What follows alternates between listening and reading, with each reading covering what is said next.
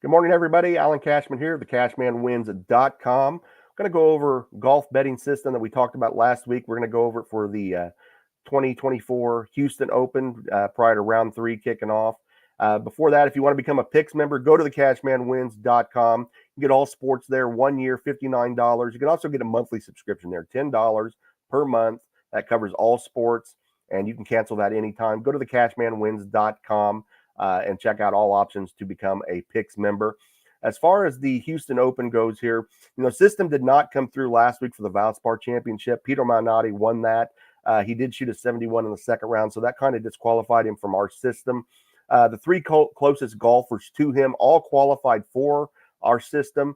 And basically the system entails waiting to live bet after round 2. So you go Friday night or Saturday morning and only choose from golfers who did not shoot a 70 or higher in either of the 2 rounds. So you're looking for 69 or lower in either round, in both rounds 1 and 2. If they had a 70 in either of the first 2 rounds or higher, they're disqualified from this system. And this system is hit in 43 of 54 PGA tournaments the past two seasons. Again, did not hit last week with Malnati, but people behind him, three closest guys behind him, all qualified for the system. So it was close.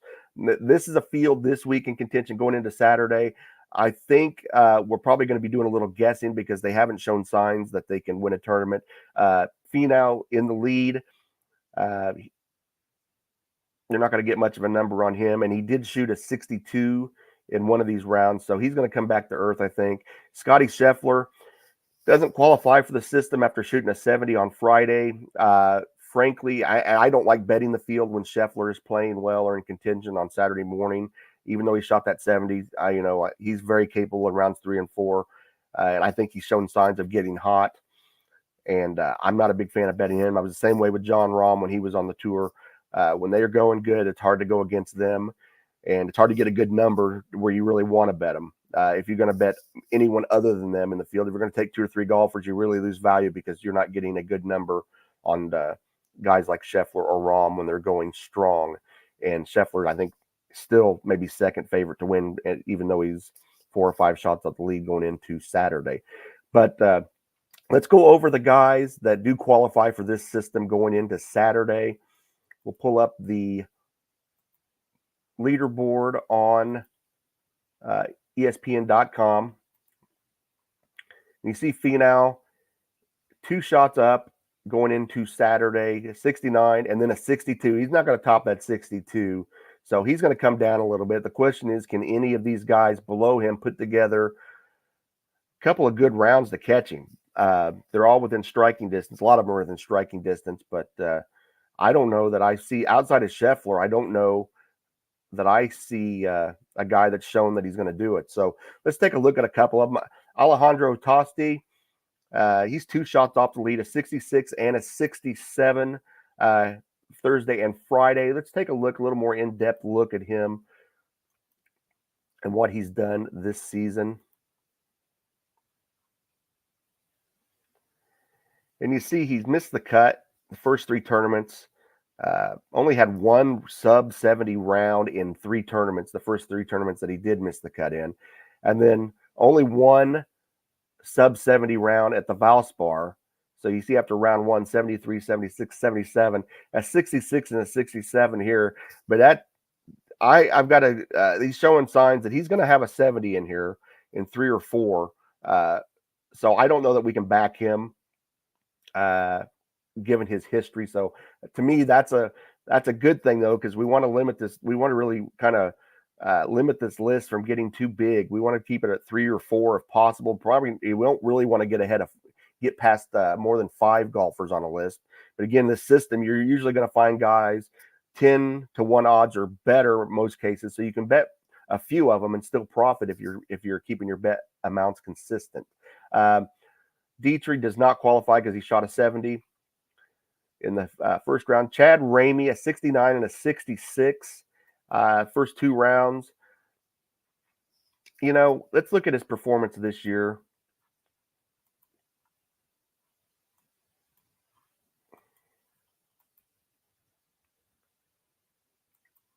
And Ramey this year, he didn't have a good start at the Mexico Open, finished strong, 67, 67, 69, tied for 33rd though.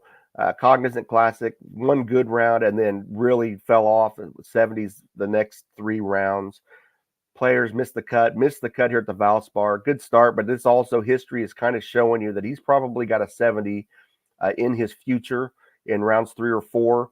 So I'm not sure that Ramey is one that I want to back. Let's take a look at some of the odds here for a couple of these guys. We talk about Tosti 20-1, Ramey is 45-1. Again, I would probably take a chance on Ramey over Tosti that we've talked about, but I'm not enamored with all of them because their history's showing that they're going to have a bad round. They haven't had one yet, and they're going to have one before Sunday or by Sunday.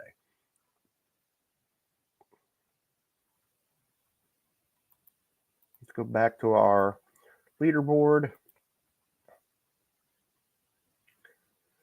Steven Jaeger, 69 and a 66, 4 shots off the lead for Jaeger.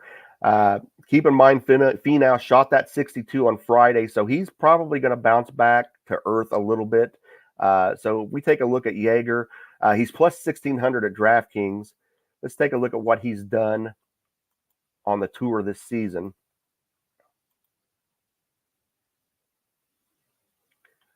Tied for 3rd at Mexico Open. Really consistent tournament there. Missed the cut the next week. Came back, not a great showing at the Arnold Palmer, 370s, and then he missed the cut here. But this here shows, that tie for 3rd at the Mexico Open. That was 5 weeks ago.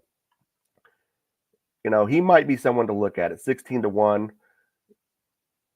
Like I said, don't love the field, don't love going against Scheffler, but if I'm going to pick anybody that I want to back for this system, just as a system play, I'd probably put a couple bucks on Jaeger just to have something to follow. But I wouldn't go crazy because he just hasn't shown a ton of consistency. But he's shown the ability to put together a good 4 rounds of golf. So be interesting to follow him. Akshay Bhatia, -5. He's 4 shots off the lead. He's at a 67 and a 68.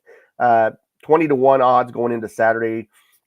Another guy, he's not shown a consistent pattern of success. He had shot at least 2 rounds of 70 or more in each tournament this season. He shot a 67 and a 68 Thursday and Friday here. So you'd have to think he's probably got a bad round of golf here on Saturday and Sunday coming up. So I think maybe that, again, helps you eliminate him from the field, keeps your list from getting too big. And I think he's shown signs that he is not a consistent golfer, and he's not shown any capability of putting together 4 solid rounds of golf so far this season. You've got then David Skins down the board here. He's 5 off the lead. He shot a 67 and a 69. Yeah, Skins has only missed the cut once in 5 tournaments this season. You don't hear much about him. Tied for 4th in the Cognizant Classic, 5 shots back. He is plus 11,000 at DraftKings. We go over here and look. Plus 11,000 for David Skins. So $1, just a $1 investment on him nets you $110 if he can pull this one out. I would probably look at that just because it's such a great return on such a small investment. Something to follow. $5 bet would take you 550. So really, whatever you're willing to risk. This is 11,000 tells you he's a long shot, but I think I have to take a little bit of a look on him.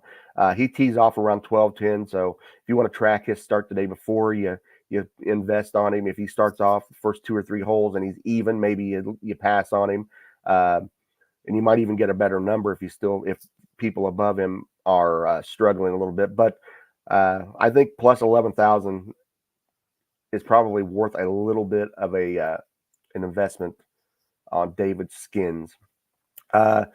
Max Greiserman didn't like much of what I saw from him. Let's Let's take a look at his history this season. Greiserman missed the cut. He had a withdrawal from Mexico Open.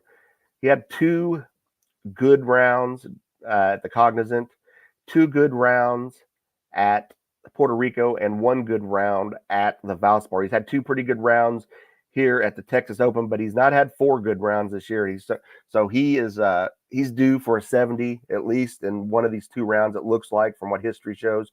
So maybe that eliminates him from this list as well. And then we've got Hubbard, Schmidt, Spawn, and Doherty, who also qualify for this system.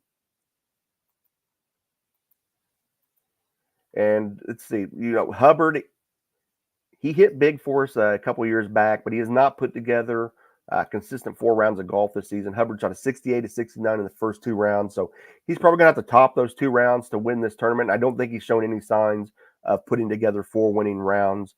So I would probably wait on him. Matty Schmid, 6 off the lead, same deal, just has not shown any consistency and seems to fall off in the later rounds. So maybe an indicator also to leave him off your list for right now. And I would say the same thing for Kevin Doherty as well. I don't think these guys that qualify for the system that has been successful are necessarily guys I want to back right now. Hubbard, Schmidt, Doherty have shown really no consistency in later rounds to climb up the leaderboard. So that helps the process of eliminating guys to back for this system. And maybe you want to still back a guy like Scheffler who does not qualify for the system. If you're just a Scotty Scheffler guy and you're like me, don't really like going against him, this might be one of those cases where you put a little bit of him on him. You're probably only going to get 2 to 1 odds on him right now. We'll go over here. Let's see.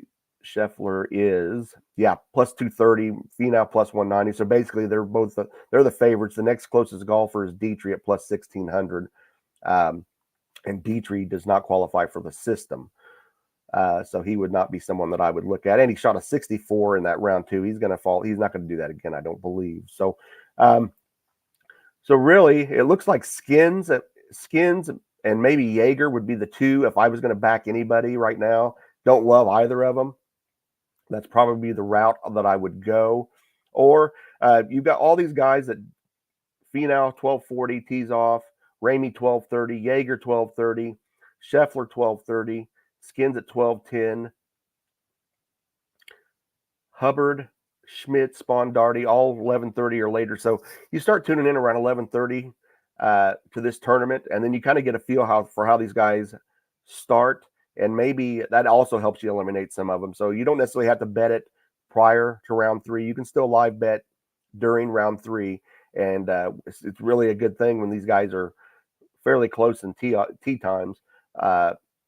They can maybe first 2 or 3 holes give you an indicator of if you want to back them or not, and probably still get pretty good odds on them. So that's going to be it for this.